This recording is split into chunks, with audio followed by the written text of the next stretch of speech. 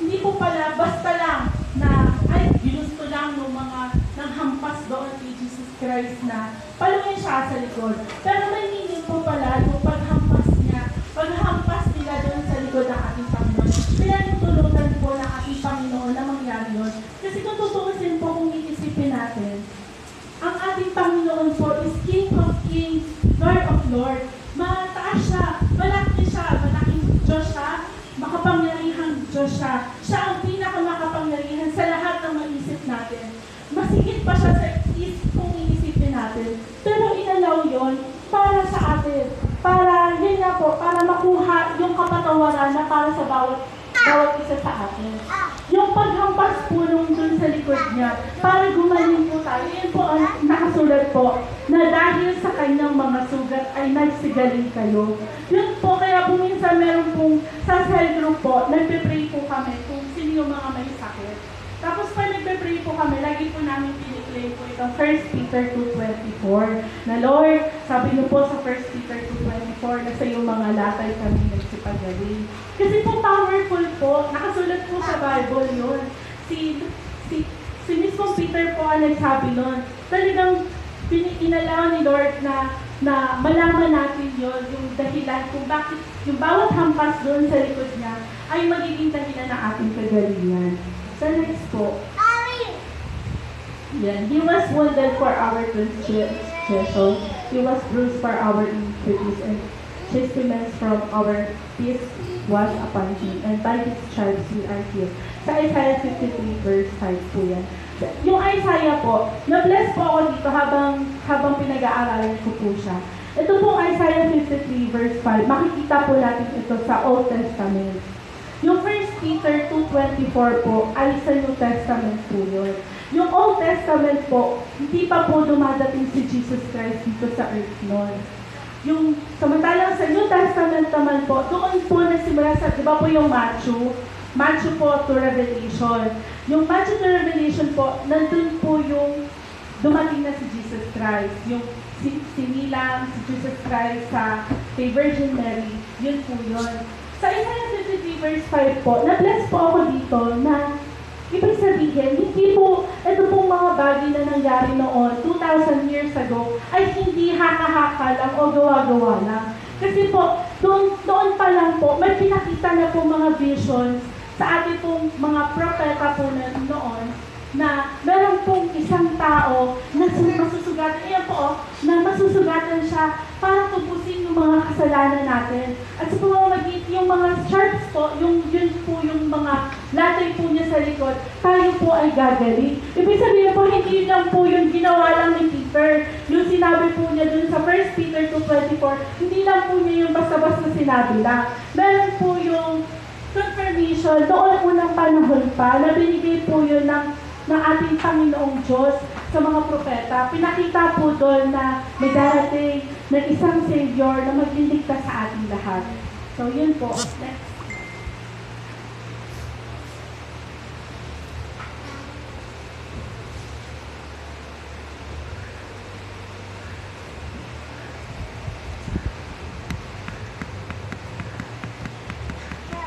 The volume is biggest.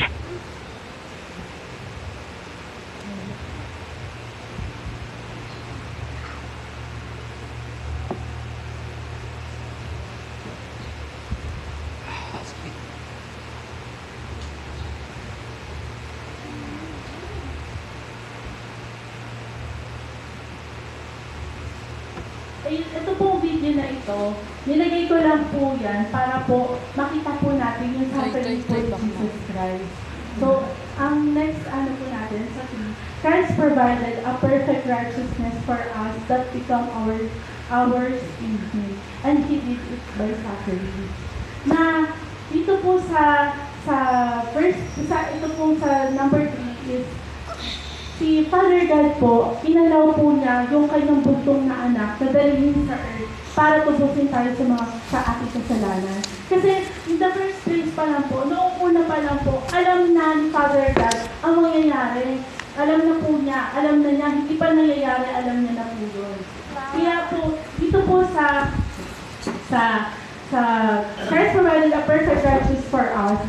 Si Jesus Christ po is wala pong kasalanan. Dito po sa Philippians 2:17, He emptied Himself, taking the form of a servant, being born in likeness of men, and being found in human form, He humbled Himself by becoming obedient to the point of death, even death on a cross. Dito po sa Philippians 2:7-8 po.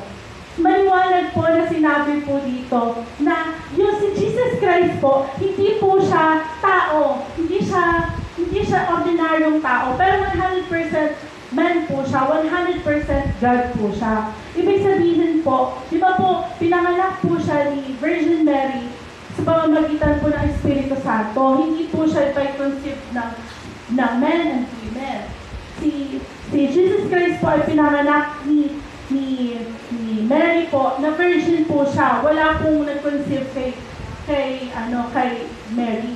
Ibig sabihin po, yung Diyos po na sinasamba natin ay talaga pong Diyos na buhay. Talaga po siyang Diyos, totoo po siyang Diyos. Hindi po siya basta lang na sinabi ng mga tao na, ay magaling to, nakakapagpagaling to, nakakapagsimala to. Gawin na natin Diyos yan. Hindi po ganun yung nangyari. Ibig sabihin po, noong una pa lang po, alam na ni Jesus Christ alam na po niya kung ano po yung mangyayari sa kanya. Meron nga po sa Bible po na nakasulat, si Peter po, sinabi ni Peter kay Jesus Christ na, Panginoon, huwag na po kaya kayong tumuloy. Yun po yung sinabi niya po yun, na yung ipapako na po si Jesus Christ. Pero sinabi po doon ni Jesus Christ kay Peter, sabi niya, lumayo ka, Diablo, lumayo ka. Ibig sabihin po, alam po niya na mangyayari talagang ipapako siya para tubusin tayo sa ating mga kasalanan. So yun po. Sa Romans 5:19 po, sapagkat kung paano sa pamamagitan ng pagsuway ng isang tao, ang marami ay naging mga makasalanan, gayon din sa pamamagitan ng pagsalima ng isa, ang marami ay magiging mga matuwid. Dito po sa Romans 5 po, sinasabi po yung pagsuway ng isang tao, yun po yung di ba po sinabihan po si Eva at Adan na huwag nung kakainin yung prutas, sa Genesis po yun, na huwag nung kakainin yung isang prutas po dun sa gitna ng forest. Pero po dahil sa pagsuway ni Eva at Adan po, doon na po nagsimula na nagkaroon po sila ng open-mindedness. Di ba po nagtago nga po sila doon sa ating Diyos. At lahat na po ng mga sumunod po na mga generation po ay naging mga makasalanan na. Ayun po yun. Marami ang naging mga makasalanan. Gayon din naman sa pamamagitan ng pagtalima ng isa, ang marami ay magiging matuwid. Yung pagtalima po, yung tinutukoy po dito, pagtalima ng isa, si Jesus Christ po yun. Si Jesus Christ po, inalaw niya, wala po siyang proud wala po siyang pride sa sarili niya na, bakit? Diyos ako matutusin po, di ba? Kung pwede naman po, kung halimbawa po kayo, iaalam niyo po ba yung magiging anak po ninyo na ipako sa cross para po sa lahat ng tao? Sa atin po, kung ako po tatanungin, kung halimbawa po si Elkie, kahit po hindi po siya anak, hindi po ako papayag.